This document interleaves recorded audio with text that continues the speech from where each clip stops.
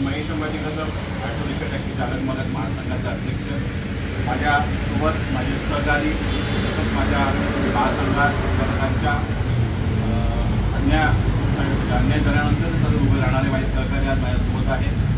आज महासंघाची बैठक झाली। बैठकीमध्ये फक्त सर्वांनाच माहिती असेल की महाराष्ट्रावर फक्त एकच मुद्दा आहे, जो रिक्षा पासिंग संदर्भात लागणारा दंड आहे, जो CF आहे दररोजचा 50 रुपये, त्या संदर्भातला हा विषय आहे।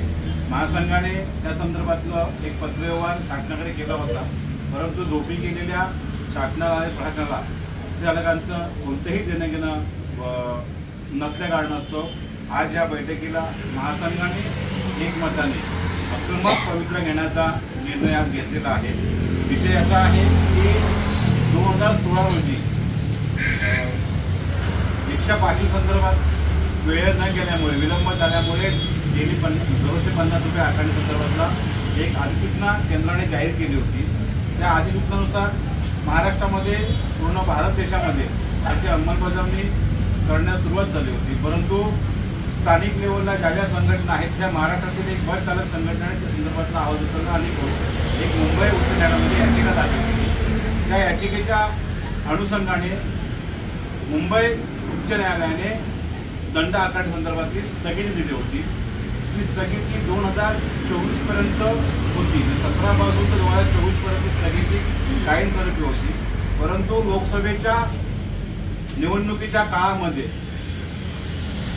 त्या संदर्भातल्या अजून एक 2022ची याचिका दाखल होती मुंबई हायकोर्टामध्ये। ती याचिका आणि ही दोन्ही याचिका एकत्रित करून मुंबई उच्च न्यायालयाने निर्णय पारित केला आणि विलंब दंड जो आकारणी होती त्या आकारणीला स्थगिती दिली आणि सांगण्यात आलं की तो दंड दैनंदिन घेण्यात यावा म्हणून। त्यानंतर जो आदेश आहे तो आदेशाप्रमाणे परिवहन आयुक्त कार्यालयातून 17 मे 2024 रोजी परिवहन वाहनांच्या विविध प्रमाणपत्र नूतनीकरणाचा विलंब शुल्काबाबत म्हणजे आकारणी करण्यासंदर्भातला परिवहन आयुक्ताने आदेश दिले। त्यानुसार प्रतिनिधी 50 रुपये आकारणी करण्याची सुरुवात झालेली आहे। मुळात निवडणूक लोकसभेच्या काळामध्ये हा घेतलेला निर्णय अत्यंत चुकीचा होता। प्रशासनाला किंवा शासनाला संदर्भातला जाणीव असताना सुद्धा एकंदरीत प्रत्येक जिल्ह्यावाईज ज्याची वस्तुस्थिती होती ती जाणून घ्यायला पाहिजे होती, कारण अनेक ठिकाणी मुंबई शहराव्यतिरिक्त अनेक ठिकाणी हाचं गाड्या पासिंग न केल्याचं प्रमाण जे होतं ते फार जास्त होतं। आता गाड्या पासिंग न करण्याच्या प्रमाणात का वाढलं होतं त्याला अनेक कारणं होती। लॉकडाऊनचा काळातला जो कार्यकाळ होता त्याचा जो वेळ होता त्या वेळेमध्ये अनेक लोकांचे हप्ते थकले होते, त्यामुळे काही गाड्या या बँकेने खेचून घेऊन गेल्या होत्या। काही लोक मरण पावल्यामुळे भरून पडलं, त्याच्यामुळे त्या पासिंग करण्यात अडथळा होता। काही लोकांची परमिट होत होती म्हणून त्यांचे म्हणजे ज्या काही समस्या होत्या त्या समस्या असल्या कारणास्तव त्या गोष्टी वेळेवर झाल्या नाही। बरेच लोक असे म्हणतील व्हिडिओ पाहून की मग वेळेत तुम्ही का केलं नाही, तर त्याला काहीतरी कारणं होती असतील म्हणून ते झालेलं नाही। परंतु ह्या सर्व गोष्टी होत असताना शासनाने एक लक्ष घेतला निर्णय, त्याच्यानंतर आम्ही सातत्याने महाराष्ट्र शासनाकडे पाठपुरावा करत आहोत, परंतु महाराष्ट्र शासनाला हा चालकांचं टॅक्सीवाल्यांचं कोणतंही निर्णय घेणं पडलेलं नाही।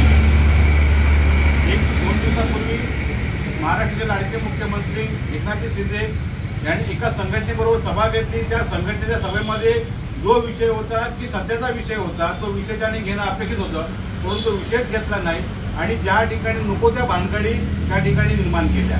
आता कल्याणकारी महामंडळ स्थापित होऊन त्याला जवळजवळ 6 महिने होऊन गेले। मुख्यमंत्र्यांनी 50 कोटीचा फंडही त्याला दिलेला आहे आणि परंतु ते महामंडळ जरी स्थापित केलं असेल तरी त्या संदर्भात जी काही समिती होती समिती निर्माण केली नाही आहे, तर ते त्या ठिकाणी दिलेले आपण निर्णय किंवा त्याची अंमलबजावणी होईल कशी। मुळामध्ये चालकाला ज्या काही मागण्या होत्या त्या तुम्ही त्या सभेत जाहीर केल्या, ठीक आहे, ह्या मागण्या आताच्या नव्हत्या, फार वर्षापूर्वी महाराष्ट्रातील प्रत्येक संघटनेने केलेल्या मागण्या होत्या त्या तुम्ही केल्यात, परंतु त्या सभेला बसलेल्या एकाही संघटनेने सध्या चाललेला मीटर जो पासिंग दंड आहे त्या संदर्भातला आवाज उठवला नाही। हे सर्व गाजर देत असताना एकाही रिक्षाचालकाने आवाज केला पाहिजे की साहेब हे सर्व गाजर बंद करा, आम्हाला फक्त 50 रुपये घेणार की ते बंद करणार या संदर्भातला निर्णय द्या, असं ठामपणे त्या मुख्यमंत्र्यांना सांगितलं, तर कोणीही सांगितलं नाही। त्याच्यामुळे या मंत्रिमंडळाला किंवा या महाराष्ट्र राष्ट्राला प्रशासनाला कुठल्याही प्रकारची संचालकांची व्यवसायाची काही पडलेली नाही आहे. त्यामुळे आम्ही जो आक्रमक भूमिका घेतलेला आहे, येणाऱ्या अधिवेशनामध्ये माझी अशी विनंती आहे की विरोधकांनी जे काही विरोधक आहेत, जे काही आमदार असतील, त्या लोकांनी आपापल्या परीने त्या ठिकाणी जो विषय घेतला पाहिजे. माझ्या व्हिडिओच्या माध्यमातून प्रत्येक संचालकाला आणि संघटनेला विनंती आहे की आपण आपल्या स्तरावरती प्रत्येकाच्या आमदारांना, प्रत्येकाच्या जे काही खासदार असतील किंवा जे काही पक्षाचे लोकप्रतिनिधी असतील त्या लोकांना निवेदन द्या, जेणेकरून ती निवेदन देऊन महाराष्ट्रातून याची उग्र स्थिती निर्माण झाली पाहिजे आणि त्यातून काहीतरी आपल्याला हाती लागलं पाहिजे. हा प्रामाणिकपणे प्रत्येकाने उद्देश केला पाहिजे. मी ह्या व्हिडिओच्या माध्यमातून महाराष्ट्रातील संघटना असतील त्यांना विनंती करतो की तुम्ही एकत्र येऊन एकत्र आल्याशिवाय ह्या निर्णय किंवा न्याय मिळणार नाही आपल्याला. आपण संघटना केली आहे, पण संघटना खरोखरच आता त्या संघटनेचं काय कर्तव्य आहे हे जाणीव करून देण्याची वेळ झालेली आहे. त्यामुळे आता सर्वांनी एकत्र येऊन या संदर्भात लढा दिला पाहिजे. मी पालघर जिल्ह्यामधून महासंघाच्या माध्यमातून जे काही आक्रमक आंदोलन करणार आहे ते पालघर जिल्ह्यातील संघटनेला विनंती करतो की तुम्ही सर्व संघटनांनी एकत्र द्या, संचालकांचे काय आहे काही संघटना एकत्र द्या आणि या उग्र आंदोलनाला तुम्ही पाठबळ द्या, जेणेकरून हा 50 रुपये दंड त्या शासनाला आकारणी बंद करण्याचे आपण भाग पाडलं पाहिजे. त्याच्यामुळे येणाऱ्या विधान अधिवेशनामध्ये आमचा आवाज इथपर्यंत पोहोचला पाहिजे. म्हणून आम्ही त्याप्रमाणे जो काय पूर्वी पत्रव्यवहार केलेला आहे त्या पत्रव्यवहाराच्या अनुषंगाने आम्ही पत्रव्यवहार करणारच आणि आम्हाला ते हा दंड जर माफ नाही केला किंवा हा दंड आकारणी, आम्ही असंही म्हणत नाही की कंप्लेंट दंड माफ करा म्हणून, त्याप्रमाणे परिवहन आयुक्तांनी जी ऑर्डर निघाली, जो आदेश काढला, त्या आदेशापासून जरी त्यांनी घेण्याचा प्रयत्न केला तरी आमच्याला हरकत नाहीये, परंतु घ्यावा. परंतु मागे 2-3 वर्षाचा जो काही दंड आहे तो जर तुम्ही आकारणी करत असाल तर आपल्याला माहिती आहे की रिक्षाची किंमत आणि त्याला दंड ह्यात जमीन तफावत आहे. मला वाटतं महाराष्ट्राचे लाडके मुख्यमंत्री तेही विचारक होते, त्यांनी या वेतनावेदना सहन केलेल्या आहेत. माहिती त्यांना विनंती असेल की आपण याच्यावरती लक्ष घाला.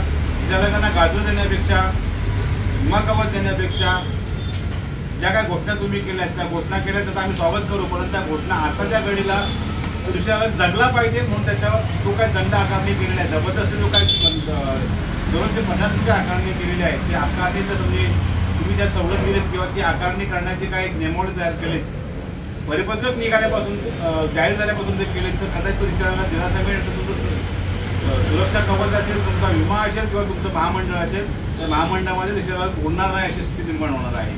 एकंदरीत त्याचा जर आढावा जर घेतला तर अनेक विचारकांचे फिटनेस झालेले नाही आहे आणि आता तर होणारच नाही आहेत, कारण सेफ चालू केला, दंड चालू केला. दंडाची रक्कमच कोणाची 50,000 कोणाचे 90,000 झालेले आहे.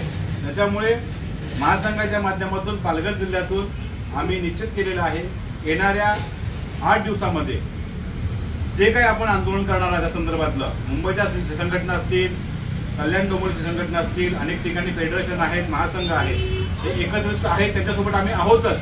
परंतु पालघर जिल्ह्यात विशेष करून समजा जर या संदर्भातला जर ह्या दिवसामध्ये निर्णय आम्हाला नाही आला विनंतीचा अनुषंगाने, तर ह्या पालघर जिल्ह्यातून आम्ही उग्र आंदोलन करणार आहोत आणि त्या उग्र आंदोलनामध्ये सर्व पालघर जिल्ह्यातील ज्या संघटना असतील, ज्याला मालक असतील, त्यांना विनंती करतो की ज्यावेळी महासंघ आपल्याला आव्हान करेल त्या आव्हानामध्ये आपण पाठिंबा द्या, सामील व्हा, जेणेकरून आपला आवाज सोपी गेलेल्या एकनाथ शिंदेना तो गेला पाहिजे, टोटल त्या मंत्रिमंडळाला गेला पाहिजे, प्रशासनाला गेला पाहिजे, जाग आली पाहिजे. कारण हा जर दंड ठेवला आपण तर आजच्या घडीला आपण तो दंड भरू शकत नाही ना आपण व्यवसाय करू शकत.